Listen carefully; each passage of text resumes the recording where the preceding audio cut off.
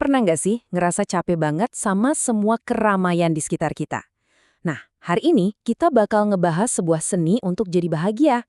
Caranya, bukan dengan menambahin sesuatu kehidupan kita, tapi justru sebaliknya, dengan secara sadar memilih apa aja yang perlu kita abaikan. Coba deh inget-inget lagi, informasi apa yang bikin mood kamu rusak hari ini? Mungkin komentar julid di sosmed, atau berita politik yang bikin panas, atau jangan-jangan gosip soal orang yang sebenarnya kita nggak kenal-kenal amat. Kedengerannya familiar banget ya. Nah, itu dia kan intinya. Kita ini sekarang tuh kayak hidup di tengah lautan informasi yang super berisik.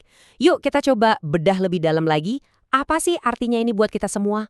Gimana nggak? Setiap hari kita tuh dibanjiri jutaan informasi, mulai dari headline berita, postingan temen, gosip artis, sampai drama kantor. Dan kalau kita mau jujur nih ya, sebagian besar info itu ya nggak nambahin nilai apa-apa ke hidup kita, malah seringnya justru nyuri ketenangan kita. Tapi, gimana kalau ternyata ada solusi yang elegan buat semua masalah ini? Nah, pembahasan kita kali ini mengenalkan sebuah konsep yang keren banget, seni tutup telinga. Tapi jangan salah sangka dulu ya. Ini bukan berarti kita jadi cuek atau nggak peduli loh. Tutup telinga di sini tuh lebih ke tindakan sadar untuk melindungi diri. Anggap aja kita jadi satpam buat pikiran dan ketenangan kita sendiri. Keren kan? Wow, kalimat ini benar-benar kena banget ya. Ternyata orang paling bahagia itu bukan yang tahu segalanya.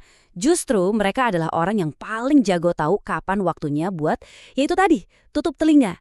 Ini ide yang dalam banget loh. Jadi, sekali lagi ya, biar clear, ini bukan soal jadi orang yang ketinggalan informasi. Sama sekali bukan. Ini soal jadi selektif. Kita belajar misahin mana info yang perlu kita tahu buat berkembang, dan mana yang cuma sampah informasi yang bikin capek.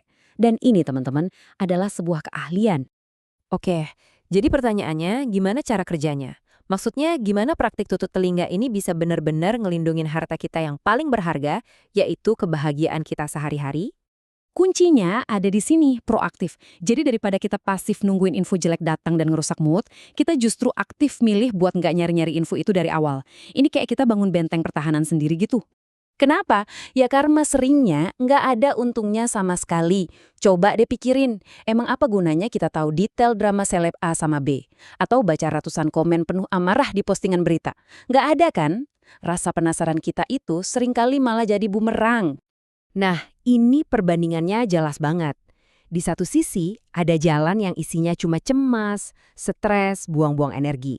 Di sisi lain, ada jalan yang damai, fokus, dan bikin bahagia.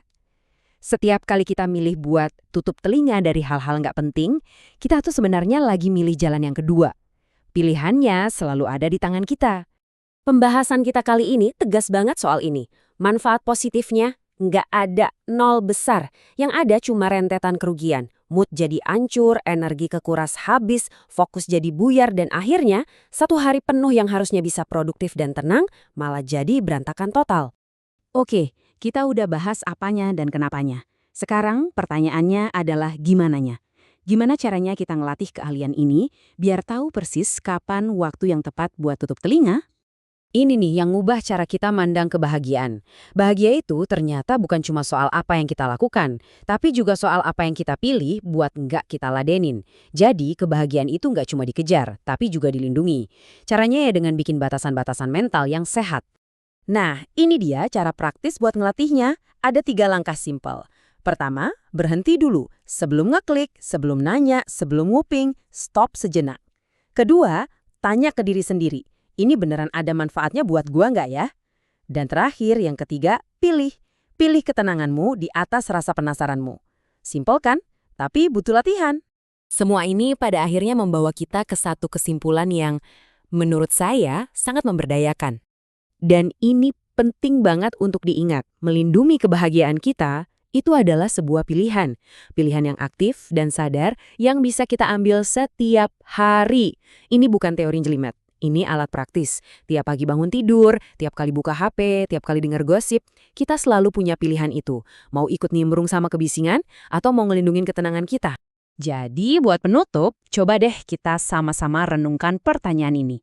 Pintu informasi mana nih yang perlu kamu tutup hari ini buat melindungi kedamaianmu?